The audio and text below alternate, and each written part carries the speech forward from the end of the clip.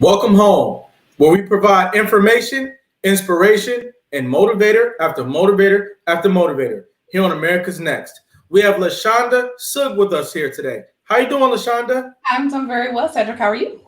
I'm doing quite well. Right off the bat, I like your haircut and I like that T-shirt. What's Uh, it say? so it's cope with the strike through and heal. So we're done coping. It's time to heal.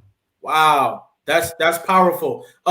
Before we get into your life story, which I'm sure our viewership knows because they've been here several times, where we're going with this, can you explain that a little bit? I can. I think so often we get stuck in this loop of coping. So people even say, I need better coping strategies. What are my coping skills? But coping sends us on a loop. When something happens, we do that thing. Sometimes it's helpful, like we work out or we take deep breaths or we call a friend. Sometimes not so helpful, we drink in excess or we eat. Whatever it is, the problem always comes back. And that's because underlying that issue is something that hasn't healed. So my encouragement for people is got it. We've coped. And it's not that coping is bad, but it's not the final destination. So I just want to encourage people to know that there's something more than coping. Absolutely, absolutely. Where you from, LaShonda? I am from Detroit, Michigan. Detroit. Detroit City. Okay, I've learned to respect it. Respect it. It's a great city. It Did you is. grow up there? I did, born and raised. I spent pretty much all my life there until I went to college. Okay. We've talked to several guests who were from Detroit, and we've heard some really good things about it. But I want to hear your experience. What was it like for you growing up in the General Motor City? So really growing up, it was all I knew. So I didn't have a whole lot to compare it to. I definitely am one of those people that would have said, I had a good or average childhood. I realize now that everyone can say that pretty much because we don't have a whole lot to compare it to. But it was fine. I grew up on the west side of Detroit, Okay. Detroit proper. Sometimes I catch people in other states who say they're from Detroit and it's some far suburb, like that ain't Detroit. But so Detroit proper, some of our schools were named geographically, and I grew up around the corner from Central High School. So I was pretty centrally located for the west side of Detroit. But interestingly, my parents didn't allow me to go to public school. So every school, friends, mostly I only slept in my neighborhood.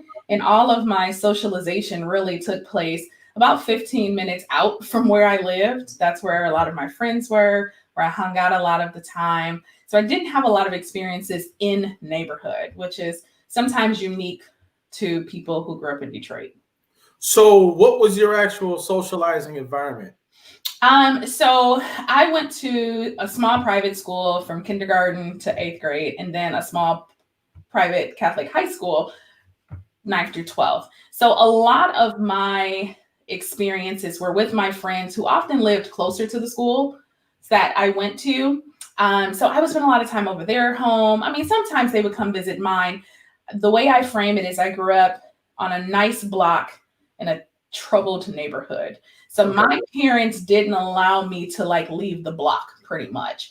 Okay. And it also was a neighborhood or a block that had a lot of senior citizens. So there weren't a lot of young people my age. So I had one really good friend who lived across the street. And that was really it. So and I grew up as an only child because my sister's 14 years older. So if I wanted to hang out with people and I didn't have exposure to that in my neighborhood, it meant I was constantly going over to my friend's home, playing with their neighborhood kids, being socialized around that, which interestingly took me out of the immediate environment of my home, but also kind of the social economic area that I slept in and lived in was different than I played in, if that made sense, if that makes sense. Yeah, and it seems like that would also influence you to be a mover, like a mover and a shaker. There's a phrase out there, oh, this person's a mover and a shaker, meaning that you know how to go from one place to another, network, adapt, and develop. It seems like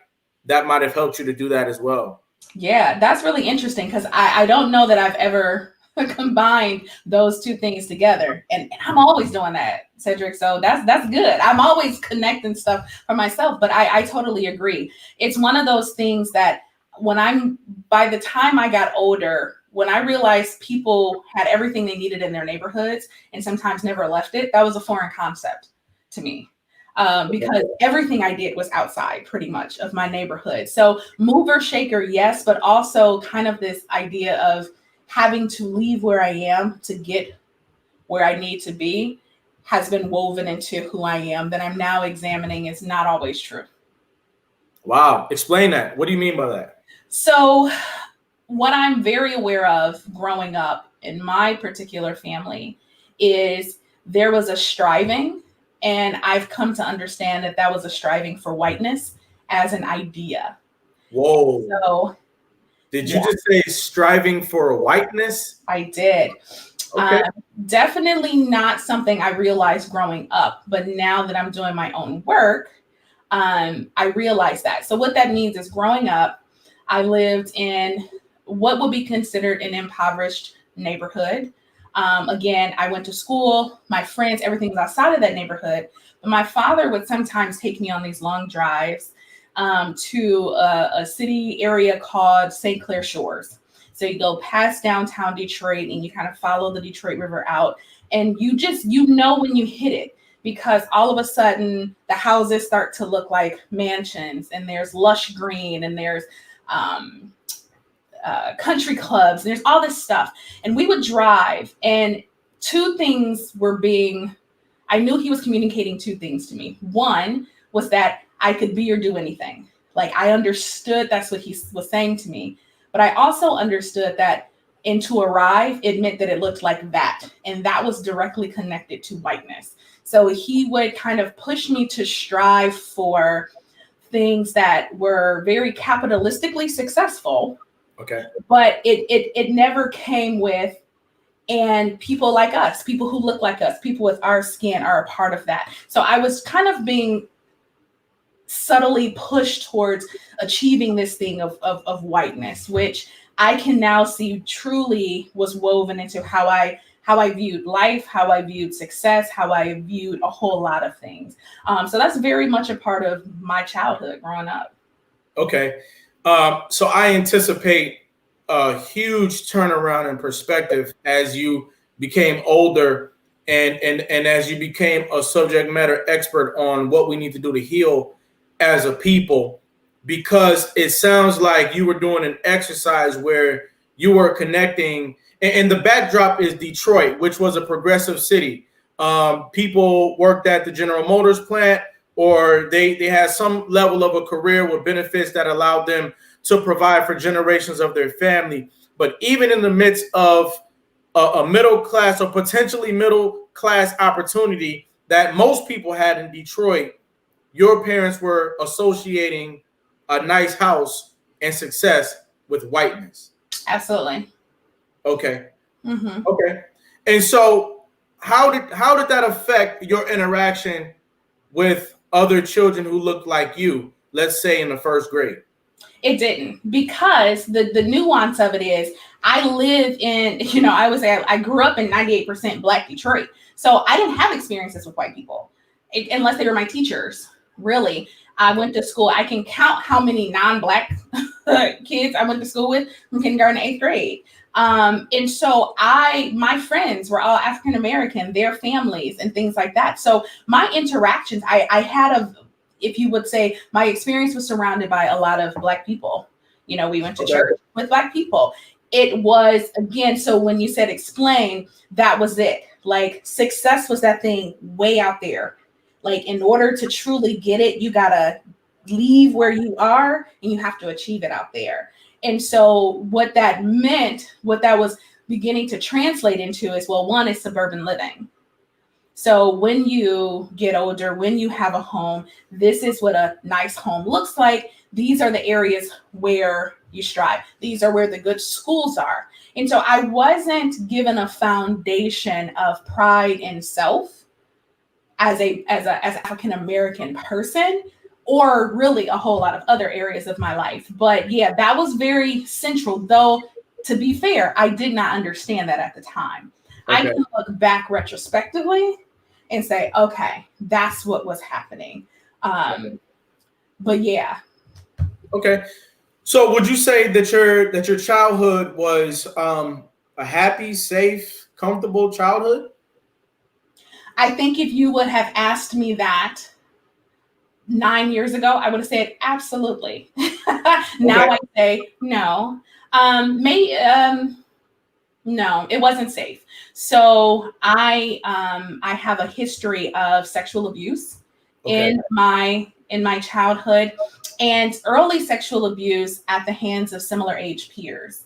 So these are friends, kids of family friends, all around my age, but a little bit older, Okay. who framed sexual games and abuse and molestation as games. And so I, from the age of late 4, early 5, before I even started kindergarten, kind of had this perspective of play and relationship. You know, one of those early messages that I received, that again, I didn't have the words for them, but I now understand, is that my body was payment for connection. So if I wanted friends, or if I wanted to hang out, or I wanted to be connected with someone, it came with this implicit understanding that at some point my body was ransom for that. And it didn't always have to mean sexually. Sometimes it just meant people pleasing. Sometimes Okay. it just meant being extra helpful. It meant people could call me at any times of the night with no boundaries put in place. So I just kind of learned very early that in order to be connected to other people, I needed to be giving of myself. And growing up as an only child and being a very extroverted, social person, I craved connection. And Okay. so that was one of those things that for me, I thought was just part of relationships. And I didn't have anything to compare it to. So it wasn't safe. But Right. I didn't know that it wasn't safe. I just thought this was life, right? So, you know, to answer that question now, it's like, nah, it wasn't. Okay. Okay. Yeah, and I ask you that because when we look at the social landscape that we live in today, where we have to reevaluate what it means to be an African American in America. We have to reevaluate what it means to be successful, and not have to connect that to other entities besides yourself and the work that you're willing to do. I had to ask you if you felt like you were being raised in a safe environment, because it could be possible that, hey, they're teaching me some things that's not going to benefit me in the future. So I want to understand what your mentality was in elementary school when it came to just everything that was going on. Where talk about that. So elementary school, so we will call that what, kindergarten to 5th or 6th Yep. grade, because Yep. I was in the same school. But I would say that I learned very early. So I presented as a happy child, social. Um, I also learned people, kids, humanity. We learn what our family systems and social structures value, and often try to model our lives, our behaviors, our worldviews, and beliefs around that. Mm-hmm. So my father valued success, right? Right. Which meant good grades. So I got good grades. I didn't get it solely because he valued it. I would say, I was a fairly intelligent child, but my striving for all A's, I never went to school to learn. I went to school to get good grades. And I think that happens to most children. People send their children to school to get good grades. So there wasn't an emphasis on learning, but I did get good grades. I was very social. And my father valued performance. He would have never said those words, but he valued outspoken people. We are an extroverted culture. We just love extroverts, and my heart goes out to the introverts because they are some of the most creative and ingenious people. But society, generally speaking, loves the people who can be quick-witted and use their words. And so as I noticed that was a value, a cultural value, as well as a family value, I became that. So I've had a mic in my hand since, 3 years old, when you're doing your Easter speech at church, and could memorize these things and didn't need the scripts. I didn't need people to feed me the words. I've always had personality. as it was deemed. So I kind of that's how I present it. Now, underneath, I was pretty lonely. Wow. I craved connection. And so I began to connect that when I was extroverted and outgoing and helpful, people wanted to connect with me. So I would say, even as far back as elementary school, I spent a lot of time performing, being who I needed to be to get the connection that I craved. And I did that while, getting good grades and being active. Right. Did you have conversations with your parents about connection? No. And now, do you think it's important for us to have conversations with our children today about connection? Absolutely. And being diverse about what that means. Okay. Like, I have children, and I know that right now I can't compare how I socialize to my 10-year-old son who's living in COVID. Mm-hmm. Like, in the midst of a pandemic. He has never known a world without advanced technology. And so when he is on his game, connecting with his friends, I have to stop myself from this idea of, you need to do this. And I mean, where you gonna go? And can't send him out to the playground right now, right? So there's like all these circumstances. But when I step back and just think, like, he really is connecting though. Like, I can hear him talking with his friends. And then I think back when I was that age, I was always on the phone. I lived on the telephone. It had a string connected to it. It was plugged into a wall, but that's how I connected. And so I think, like, that is connection. But I do think it's important that we talk to our children about what. So we say connection, but when do you feel valued? When do you feel loved? And what are you willing to do for it? We would be surprised at the boundaries our children have or have not set, based on what they've had to do in our own homes to get love, value, and acceptance. So I think it's important. I think it's absolutely huge that you suggest connection as a topic of conversation with your children, and I hope that our viewership takes note of that. One of many things that you've said so far that I think are quotable and that we can use in the future, but I think that's absolutely huge. So, tell me, where did you go from there? What was your personality was huge. It was larger than life in elementary school. So that, of course, probably led to you being really popular in middle school. Did it get you into any trouble? What's interesting about being popular in middle school is I went to such a small school. Okay. It's like there was no such thing as popular because there's only this handful of us, right? However, trouble. No, not really, because Shonda was such an amazing performer that even if Shonda did bad, no one would believe Shonda did bad because of how I presented. Now, what I will say is also this kind of pervasive experience in my life was shame around my body.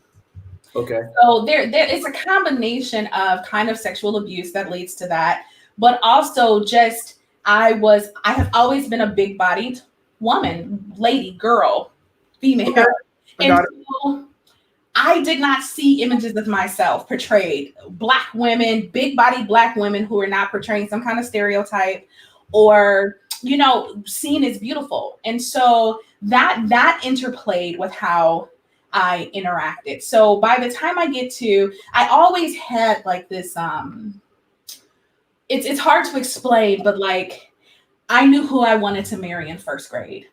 I planned out my whole life. And that's not attributed to girls. That's attributed to this sexual gateway being open for me before I even encountered other kids really my age.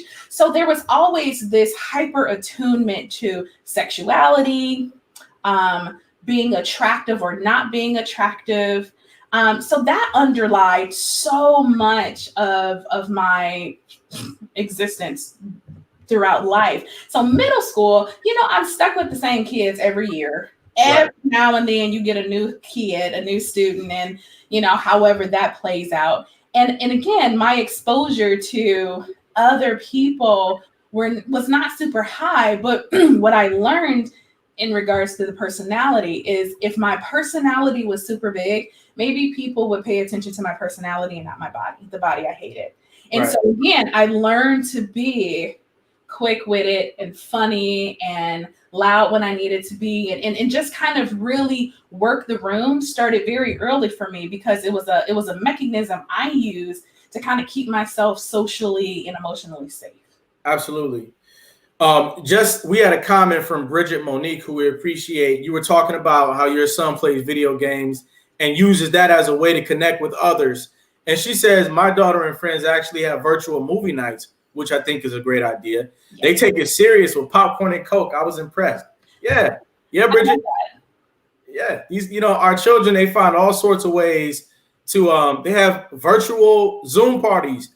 And they act like they never skipped a beat. They're like, hey, we didn't have to go to Chuck E. Cheese. The living room with some paint and a canvas, just the same.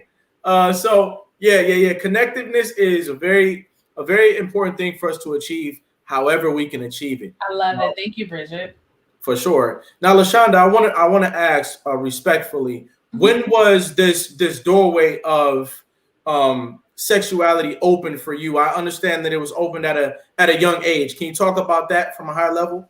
Yeah. So again, before I started kindergarten, so preschool age, there were multiple instances of similar age peers, kind of framing sexual activity as game. So that started then. Some of it persisted with one of my particular abusers, but for the most part, going through school, because again, I'm in school now. I have friends now. I can talk on the phone to them. I see them regularly. I can visit their homes. And so I began to get the connection that I needed, and it wasn't framed around sexuality. That would not come back into my life as a major theme until the summer before I started high school. Okay. But it affected the way that you connected with other people because you had additional things on your mind when you met a new kid, when you met a new person. Oh, absolutely. Yeah. Right. So there was always this frame of, are they cute? Am I cute? Now, some of this is just kid nuance. I get that, but right. It's deeper level, Can I see a person and not be planning what our life looks like? Because, for a child, especially a child as young as I was, who experiences sexual abuse, part of the process of processing that is trying to make sense of what happened. Now, what I can understand from my similar aged abusers is that they were trying to make sense of things that had happened to them as well. And if you know how a child learns, you've watched a child in their development, then you notice that how they play is what they observe. And so sometimes I'm able to understand that what they were doing with me as a child wasn't a maliciously intended to hurt me, but they were acting out the things that had happened to them, with the exception of one who it probably started that way, but then he just turned into a full-fledged predator over time. But I understand these other kids were just playing they were recreating what they had seen. So I definitely think it influenced that. I also have to add, because of lack of supervision, and part of my loneliness is my mother worked full time. My father stayed home, but he was largely emotionally absent, off in his own world. So I had early exposure to pornography as well. So early age exposure to pornography, which again, I don't know what this is. This mimics the games that I've been playing, and it doesn't set me up for a realistic perception of relationship or sex or intimacy or any of that. So all of that is influencing how I'm meeting the new kid that came in 7th grade, I have this whole lens of how I look at relationship that thankfully so many of my peers have no concept of. However, I was subtle enough. By middle school, I was probably, high-ranking shapeshifter people pleaser. So I never let on to it. If I hinted at something and they kind of demonstrated that they didn't know what I was talking about, I was able to steer away from it until I found people who understood the language I was speaking and maybe could connect with them in that way. So when did you realize that you had concerns about your body, your physical body? When did that start? Oh, good question. Oh, that's a really good win. So it's one of those things that I kind of always knew that my body was bigger than, Okay. but I would say sixth grade is probably the first time because that was the first time I was ever teased about it. Okay. So Yeah, I would say elementary school kids can be they can be pretty mean. They can be pretty mean, and yeah, some of the jokes that they come up with, if you can only remember and repeat them, you'd be like, "Hey, wasn't that something?" it was. And like we read a book, I don't remember the name of the book, but there was a character in the book named Susie Q. Okay. And Susie Q, however, whatever her descriptors were, Hmm. they started calling me Susie Q. And the interesting thing is, again, very small school, but there was, unfortunately, I feel so bad now, but there was like one young girl who kind of got the brunt of teasing. And I'm not minimizing it, but it's nothing like we see today with the, the level of bullying or kind of how social media fuels that. But she got the brunt of it. So I kind of escaped under the radar until sixth grade when it was like Susie Q, and it was like, wait a minute, Right. They remembered. wait a minute, what are we doing here? So I think that is when I noticed, okay, yes, my body is bigger. Yes, I've felt issues around it, but now people are starting to point it out. And from that point forward, when my interest in boys turned more into, oh, I'm going to talk to this boy or we're going to go together, whatever that means. And their responses to me of rejection or numerous instances where I like a boy and then one of my friends, because we're all pretty much friends in this small school, likes the same boy and they always pick the friend, right? So I began to get these messages around middle school of just, you're not good enough. No one likes you, this, and this. And I always knew there was a difference between my inside and my outside. Mm-hmm. Everyone loved Shonda, like her personality, her friendship, her capacity to hold space for people. Like I think I've been a therapist for real my whole life. Like Right. people Yeah. come to me for that. But there was this distinct difference between how they saw me as girlfriend material or my body. And so that became very stressful, very evident, very hurtful and lonely for me during my middle school years. Okay. Now, what I'm hearing is that your mother was at work a lot of the time. Your father did not do as much connecting as he could have. And so I see you in a unique position today to talk to us about a conversation that could have been had between you and your father that could have made you more confident and competent about not only your body, but the social environment that you were in. So can you help me as a father and any other fathers that might be out there, or if it's the other way around, the father's always working and the mother's available.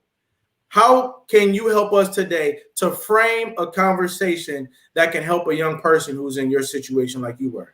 Yeah, I mean, the first thing I would do is I would deframe conversation. So Got it. we start to think like, what do I need to say? And so I always say, it's not what you do, it's how you be. And so we're talking about being aware of little moments regularly throughout time. My father never made me feel shameful of my body, ever. But his lack of attentiveness to me, who I was not enough to compensate for what I wasn't getting from peers or from boys. And Right. so I would say it's less about what is this one conversation or 5 conversations I need to have, and what is it like to be consistently and constantly in your child's life, pointing out their attributes, not just their flaws. My dad strive for success and excellence. So when I brought home a report card that was all A's and 1 B, the very first comment he said is, hey, how do we get this B up to an A? He never frowned. He wasn't upset. He wasn't mean. None of that. But it taught me a lesson. No matter how good it is, it can always be better. And what I also have to say is there was one high school diploma between both of my parents. Okay. Okay. So education was important. I had to become what they weren't, what they couldn't be, what all of that. And so this perfectionism, this striving, it was never my weight to carry. It was my dad's.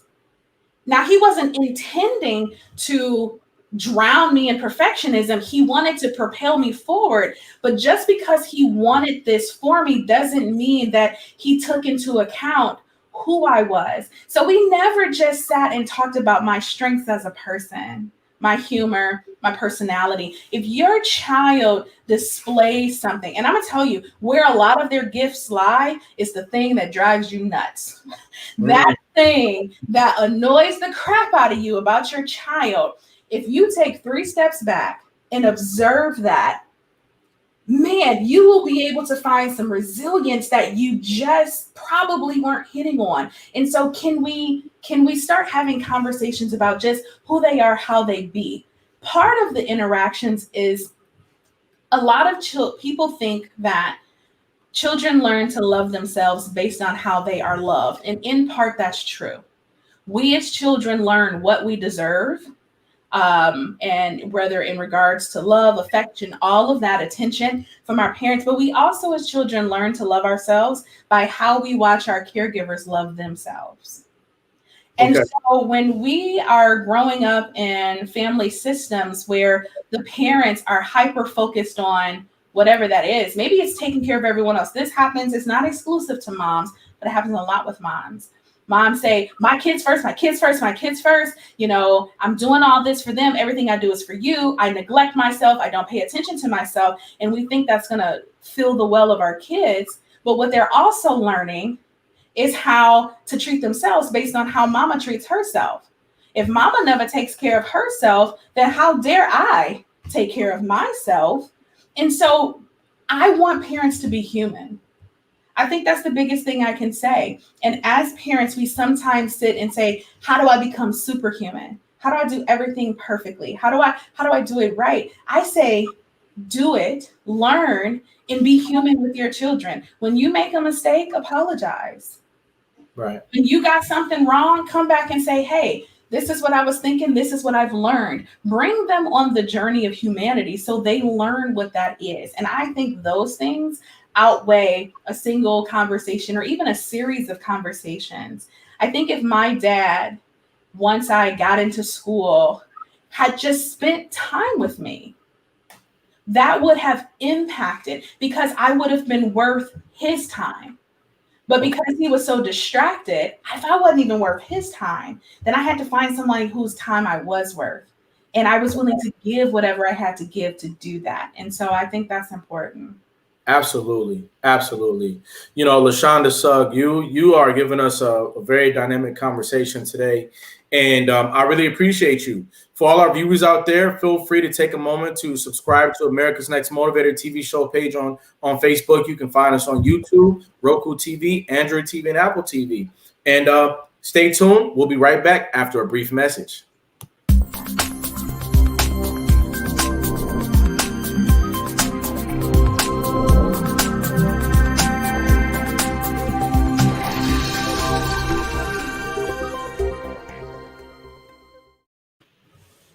America's Next Motivator. Monday, Wednesday, and Friday at 5 p.m. Eastern. Tuesday and Thursday at 10 a.m. Eastern. America's Next Motivator. Hosted by me, Cedric Riley, and sponsored by the Pride Empowerment Network.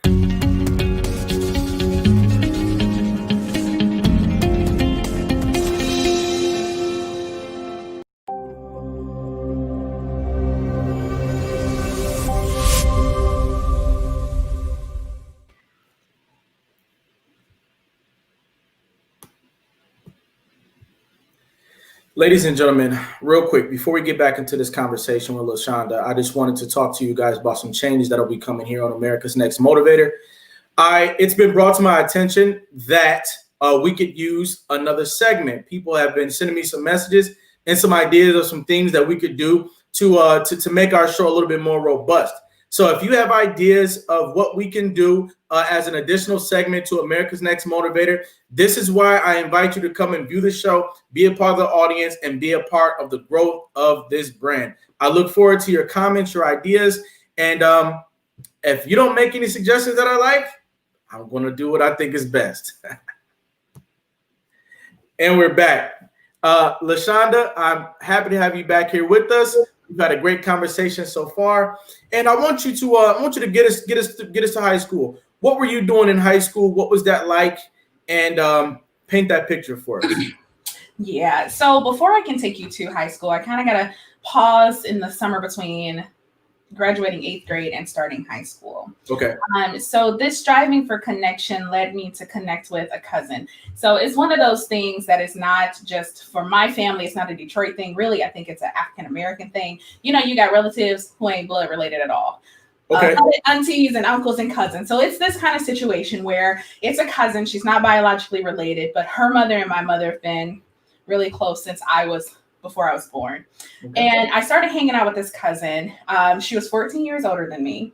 So hindsight, I can look back and say, I don't know, maybe outsiders perceived it as more of a mentor-mentee kind of thing. There were no alarms raised. And so I started hanging out with this cousin. And the things I loved about hanging out with this cousin is, one, she was a big-bodied woman as well. And so she looked like me in that regard. Two, from my 14-year-old lens, she was like super awesome and special and sexy. Men loved her. Hindsight, she was very wounded and she was very hurt and she was extremely promiscuous. And so I'm hanging with this cousin and I'm getting now this whole new scope of lens at the world. And without taking too much time, hanging out with my cousin meant that I would spend my days as a 14-year-old rising high schooler, and I would spend my weekend nights as a club hopper in the bars. I always looked older than my age. And so she would scout a bar. If they didn't ID, then I would go with her. Now, the good thing is she didn't drink, so I didn't drink. I didn't know how to be an adult, so I just did whatever she did. So we hung out. So sometime between so I started hanging out during the summer. So over the course of my freshman year, hanging out with her, at one point she organized for a 21-year-old man to come and take my virginity. And I never saw him again. So we have a word for that now. It's called trafficking. I still don't know what she got from it. And so that happened. And there were these other experiences along that line, grown men, her orchestrating. And so I still to this day, I'm writing a book. So all of these things are coming back. And I have yet to come to the moment when I realized when it stopped. And at some point, I went back into my high school world as an average high school student. So it was God. Period, point blank. But at some point, all of that was happening, it just stopped. And all of a sudden, I wasn't hanging out with her anymore. And I was now a regular high school student. And I was a regular high school student. Can we pause for a second? Yeah. You are causing a serious inspiration in me right now to encourage all the parents out there to get into your child's business. This is the point that I was trying to get to earlier. And as opposed to circumventing it throughout this conversation, I got to hit the nail on the head. Get into your child's business.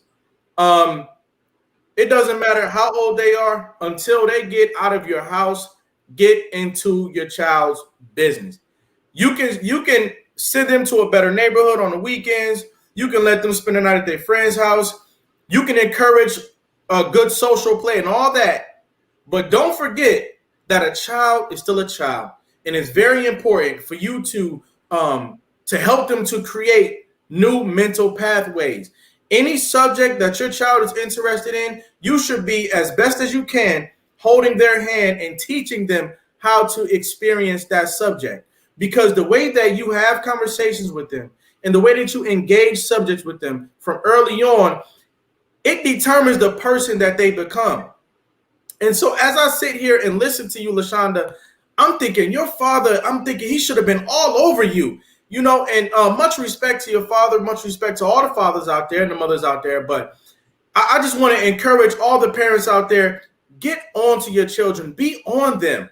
I'm like, why was nobody, how did LaShonda go out at 14 years old? How did she get to the club? How? Right. How did this happen more than one time? And the reality is, even if you're not a parent, if you have a young person in your life, so what characterizes my story is the number of adults who were peripheral, but didn't protect me. I was a child and I needed protection. And, right. and getting in their business, you know, even in how they say it, be a part of their lives. Yeah. They want you to be there. I wanted my parents to be a part of my life, right? I wanted people to be there in a way that it just seems like they weren't capable of being, or whatever the circumstances. So what I did is I went for whatever I could have.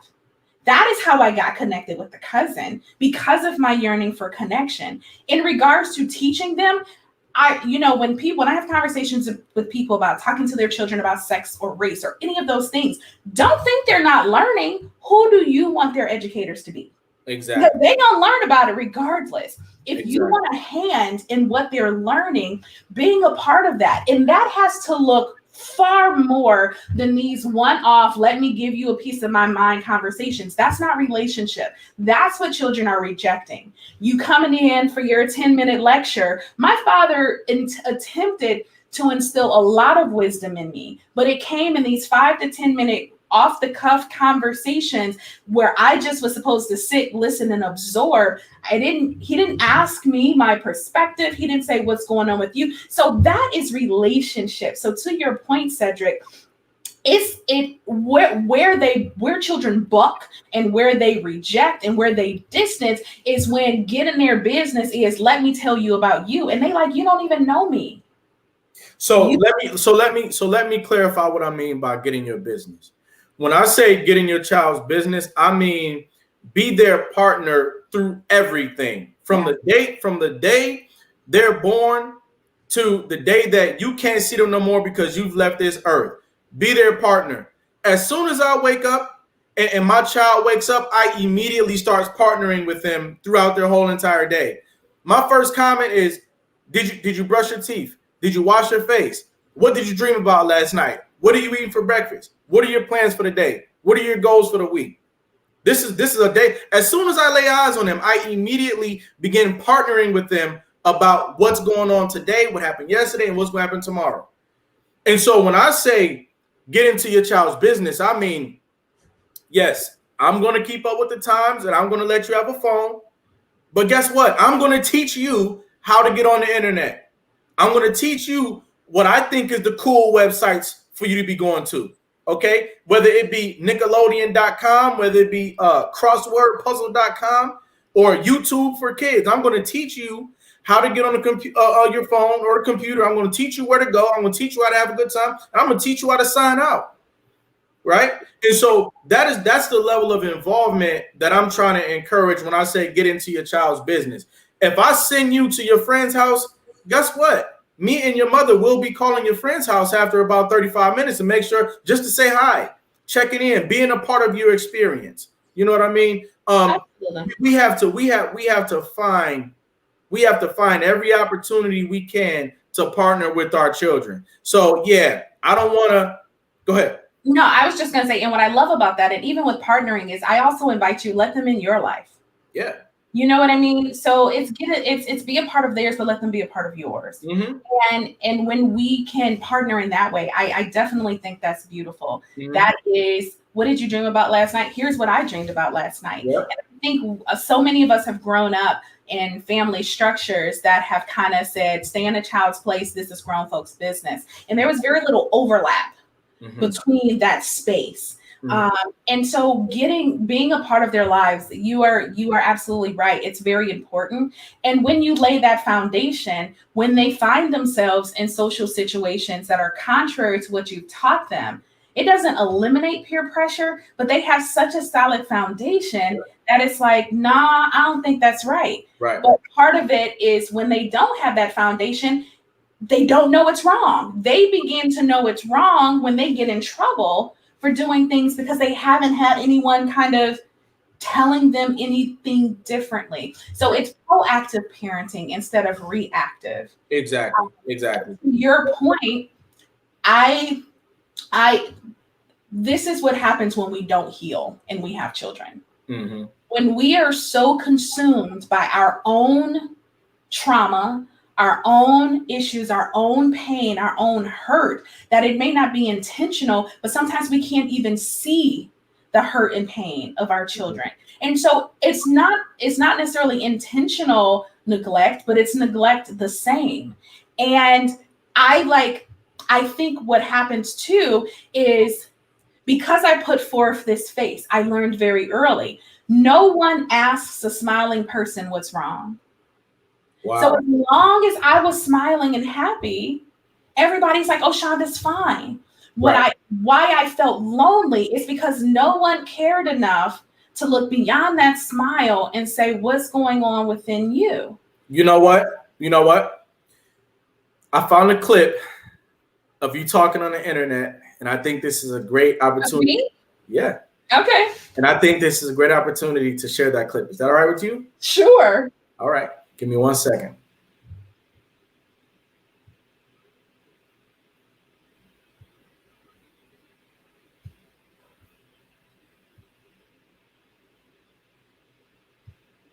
So when you are standing across the room and you look at the kitchen counter, if there's no debris on it, like no clutter, it looks like a clean counter.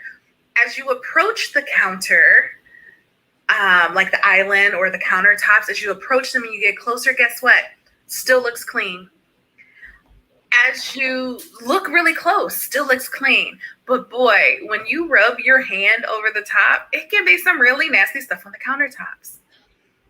How often is that our life? How often do we look at another person, or do people look at us, and just because there is no visible debris or clutter, everyone assumes that everything's okay? And what that does is, oftentimes people can feel resentful or passed over or ignored because they're in so much pain that's not visible, that sometimes they're just waiting on a person to reach out and say, how are you? Like, are you genuinely, how are you? Are you doing okay?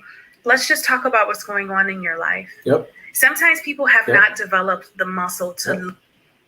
So can you talk to us about what capacity we were seeing you in just then? Because you're talking about just now you were talking about years ago, but here you are in the modern day 2020 as a subject matter expert in that capacity. Can you talk to us about what you do today? Yeah. So that was a clip from my Therapy Thursday videos. Every week I put out a Therapy Thursday video on YouTube and on social media around some topic, usually whatever comes up in my life that I think is helpful. But I am a trauma specializing therapist and trainer and consultant. Okay. My own experiences of trauma, I didn't call it trauma until I was 30. I didn't know it was trauma until then, but my healing journey of trying to figure out how all of these things that have happened to me in my past were influencing how I showed up in the present led me into the role of healer. And so I do that by doing therapy sessions I love multi-generational families.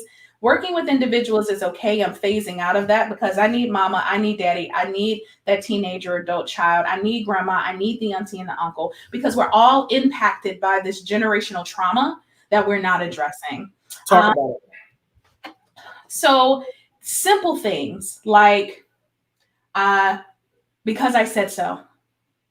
Not allowing a child the opportunity to ask why, to get more information, to build autonomy and agency, which is voice, choice, and control. That is a generational trauma cycle that has been passed down since slavery. Mm-hmm. And as we continue to parent our children in these ways, we are carrying forth this whole traumatic way of being in the world. And so I help people look at families and people look at what's my template. A template is the worldviews, the beliefs, and the behaviors that we develop growing up in our family systems and social structures. Okay. How I believe people deserve affection and love, how to get it, and what I do to get it. I learned pretty much all of that by the time I was 7. Everything else, this is everybody, not just me. Our templates are pretty much set by 7. Everything else we learn, we just put on top of that template. Right. And so when we don't intentionally examine our templates, it's like a bagless vacuum cleaner. Okay. It sucks up a whole bunch of stuff, good stuff, toys, change, earrings, key. It can suck up good stuff, but it's really hard, nasty, dirty work to dig in that canister and pull out the things that are valuable, set them aside, and throw away the rest. Right. Some of us are full to capacity with junk, junk that doesn't serve us and never served us, but we live out our trauma, but we call it personality. Well, that's just who I am. That's just what I do. When really it's how you adapted to survive that system. So that's what I do. I mean, really, no matter what I'm doing, whether I'm doing a video, I do a lot of trainings. I have a podcast, the Labors of Love podcast. All those things that I do are getting to that point, helping people explore these things because they matter. And once we start to realize the things we know that are no longer useful, we have to figure out what need are they meeting. Build muscle to meet that need, doing something different, and then we can let go of that thing we want to change. So that's what I do. Awesome. You know, I think that you're doing something that is very, very much needed across the world. I think that a lot of people are a product of things that they took in growing up, some of which might have not been appropriate. Some of it might have been toxic. And that's kind of made them part of who they are. And now they just say, that's my personality. Well, there's time for accountability in your personality. Like we say, nobody's perfect. There are some aspects of what we call our personality that we can work on. And somebody like LaShonda is here to help us work on parts of our personality that can be made a better thing. So I appreciate you for that. You said you have a podcast, Labors of Love, right? I do. Yeah. The Labors of Love podcast. And where can people find that podcast? Anywhere you stream podcasts. So we're on Apple Podcasts, Spotify, Google, Anchor, all of those. I bring on guests and ask them what's their labor of love. There's so many awesome people out here doing wonderful things. I want to help them get exposure. And then it always gets tied back to relationships or mental health or trauma. And then some of my episodes are solo where, you know, I just dig into a topic because that's just what I do and I have the platform. People find it helpful, but I'm also an external processor. So to be honest, sometimes I just got some stuff going and I need to just get it out. But what I find is it's my authenticity and it's my transparency that help people heal. Absolutely. I am a subject matter expert. I know my trauma. I know how it's connected. I know that stuff, but I live it. I live healing.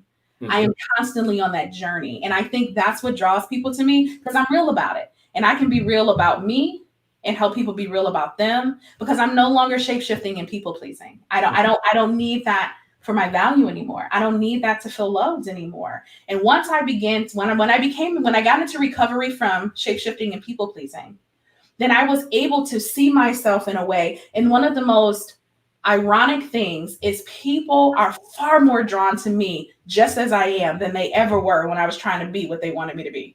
Yeah. Or what I thought they wanted me to be. So the healing journey is work, but it definitely can be done. And I want to help people get there. Sure. We are rounding third base here, and I've had a very, very good conversation with you today. I'm glad that we were able to connect, and I have a few questions for you. But first, I want to know: can you give our audience 3 suggestions, 3 things that they can do to start their healing process right away? Yeah, that's good. The first is so it's a process I call NAA. When something comes up in your life, that feeling, that emotion, notice it, acknowledge it, accept it. Okay. When we begin to notice what's happening in our lives, that pulsing in our chest, or I'm sweating, or I feel angry, I feel resentful, whatever it is, if we can notice how it's happening in our body, and then we acknowledge it. Acknowledge means simply sometimes saying out loud, I feel something, or giving it a name, give it a color. I feel this like feeling in my chest. The accepting part is not, I want it to be like this forever or I like it, but it's simply in this moment, this is what I'm experiencing. Sure. And so when we can notice, acknowledge, and accept, we begin to be honest with ourselves about what we need to change in order for us to have fulfilled lives. Absolutely. As long as we keep denying it, ignoring it, and pushing it away, we can't bring to the surface the things we want to heal. So I would say that's a good foundational step. That's excellent. That's excellent. Now, these are our final 3 questions. We ask all our guests these, and this is yet another value point in this conversation for those who make it to the end of the discourse. My first question for you is, what is survival to you? Survival is a physiological state that our body puts us in that prevents us from seeing the future and thriving, but keeps us on a loop of remembering what happened in the past and making sure it doesn't happen again. What is success to you? Success is fully recognizing and living in your gifts and purpose. What is greatness to you? Greatness is when you can be successful and bring other people with you. LaShonda Sugg, I want to let you know that I see your work. I respect your work, and I think it's very important for our community. I want to give you your crown today and let you know and let the world know that you are one of America's next motivators. Thank you so much. Without a doubt. I want you to hang out on the green screen. We'll talk for a little bit afterwards, okay? All right. Thank you. All right. Ladies and gentlemen, thanks for tuning in today. If you were there at the halfway mark, you know I'm looking for another segment to add to our show to get people a little bit more engaged here. So feel free, send me a message, drop a comment, and continue to be a part. Remember, each and every episode of America's Next Motivator has something here for you. You just need to stop by and pick it up.